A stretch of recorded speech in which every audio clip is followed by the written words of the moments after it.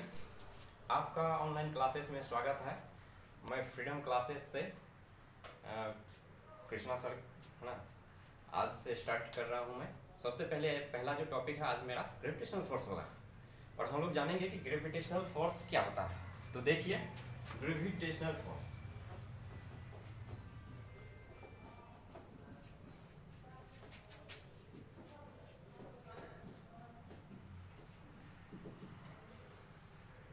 सबसे पहले students, gravitational force जो है हम लोग दो मास के बीच निकालते हैं, है ना।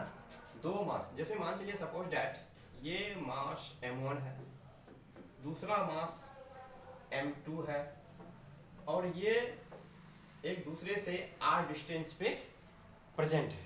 यानी इस दोनों मास के बीच की दूरी कितनी है, r।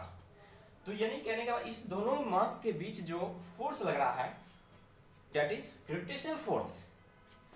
तो सबसे पहले इसको हम लोग डिफाइन कैसे करते हैं कि gravitational force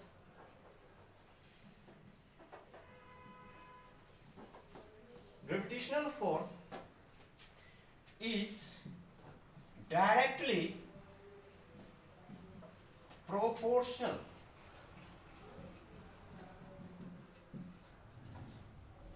to the product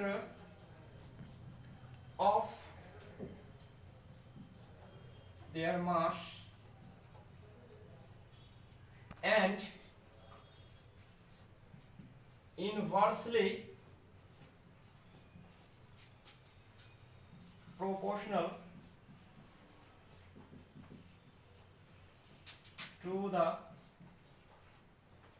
square of distance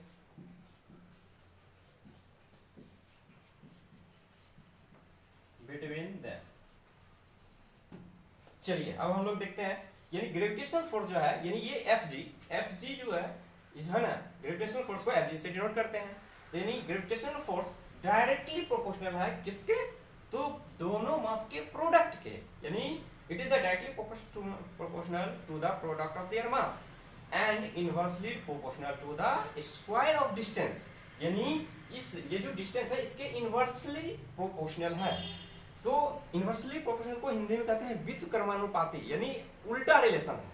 यानी डिस्टेंस बढ़ने से फोर्स क्या होगा, घट जाएगा, और डिस्टेंस कम होने से फोर्स बढ़ जाएगा। तो यानी दोनों का रिलेशन जो है अपोजिट है। तो चलिए सबसे पहले हम लोग इक्वेशन लिखते हैं ऑन द बेसिस ऑफ ये, यानी ग्रेविटेशनल फोर्स क्या है। फर्स्ट पॉइंट क्या कह रहा है कि directly proportional to product of their mass. यानी ये जो है एफ जी ग्रेविटेशनल फोर्स, ये डायरेक्टली प्रोपोर्शनल किसके, यानी m1 m2 product of m1 and m2, है ना, इक्वेशन 1 मान लीजिए। दूसरा, and gravitational force is inversely proportional to the square of distance. यानी अब हम लोग क्या करेंगे, कंबाइनिंग कर देंगे इक्वेशन 1 एंड 2 को। तो हम लोग यहां पे बच्चों लिखेंगे कंबाइनिंग इक्वेशन 1 एंड 2। तो इस बेसिस पे हम लोग क्या लिख सकते हैं, F G directly proportional to m1 m2 by R square.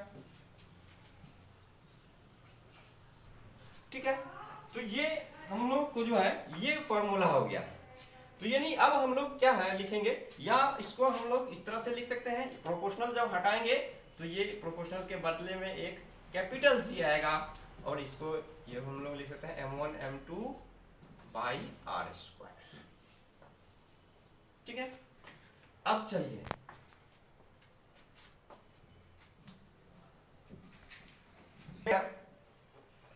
Capital G is gravitational constant. Gravitational constant, ये जो कैपिटल जी है ये क्या है, यूनिवर्सल ग्रेविटेशनल कांस्टेंट भी हम लोग कह सकते हैं, या और यूनिवर्सल ग्रेविटेशनल कांस्टेंट।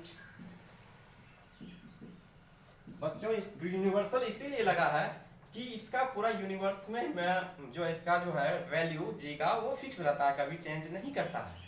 और इसका वैल्यू ऑफ जी क्या हो जाएगा 6.67 इंटू 10⁻⁻11।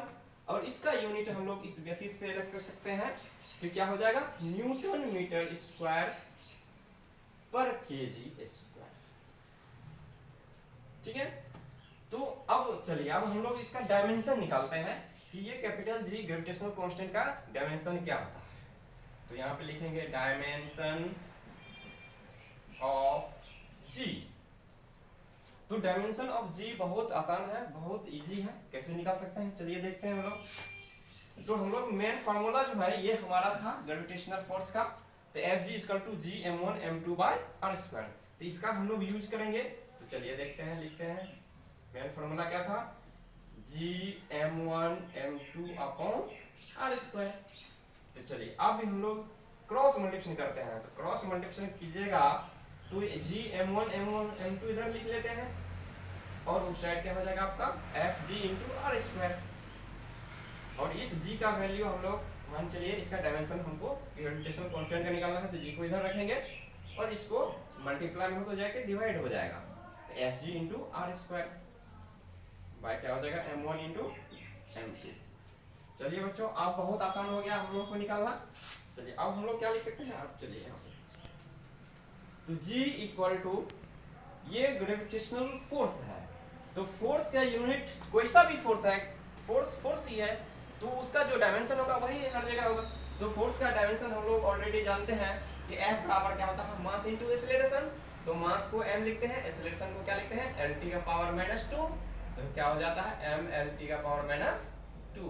तो इसका वैल्यू हम Fg का वैल्यू यहाँ पर रख सकते हैं m lt का पावर -2।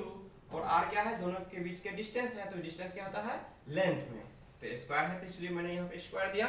नीचे में मास m1 का मास m, m2 का भी m, तो दोनों मास मिल है ना, प्रोडक्ट क्या हो जाएगा m स्क्वायर हो जाएगा। तो यानी m से ये m से m काट दीजिए, तो यहाँ पे क्या बच गया l स्क्वायर है ना, और ये l, तो l क्यूब हो जाएगा। तो इस मास को हम लोग ऊपर लेके चले जाएंगे तो इसका पावर m1 हो जाएगा, l square into l, l cube हो जाएगा, t का पावर -2 हो जाएगा। तो इसका मतलब क्या हुआ, तो इसका जो डायमेंशन है कितना होता है m का पावर -1, l का पावर 3 और t का पावर -2। और बच्चों इस ग्रेविटेशनल कांस्टेंट का जो SI यूनिट होता है वो कितना होता है, यो वो इस तरह से हम लोग निकालेंगे। तो G बराबर क्या आ गया F G into R square by m1 into m2। तो फोर्स को क्या लिखते हैं हम लोग न्यूटन लिखते हैं, तो चलिए न्यूटन लिखते हैं। r क्या है, तो ये डिस्टेंस है, डिस्टेंस को हम लोग मीटर में रखते हैं, तो मीटर स्क्वायर हो जाएगा। बच्चों m1 और m2 क्या है, ये मास है, इसको केजी। तो हम लोग ऑलरेडी हम लोग लिख सकते हैं newton metre square by KG square, या इसको हम लोग न्यूटन मीटर स्क्वायर केजी का पावर -2 भी लिख सकते हैं। यदि वीडियो आपको अच्छा लगा होगा तो बच्चों सब्सक्राइब कर दीजिएगा, शेयर कर दीजिएगा और लाइक कीजिएगा, ताकि आपके दोस्तों को भी जानकारी मिल सके, वो भी समझ सके। थैंक यू बच्चों, फिर हम लोग दोबारा मिलेंगे।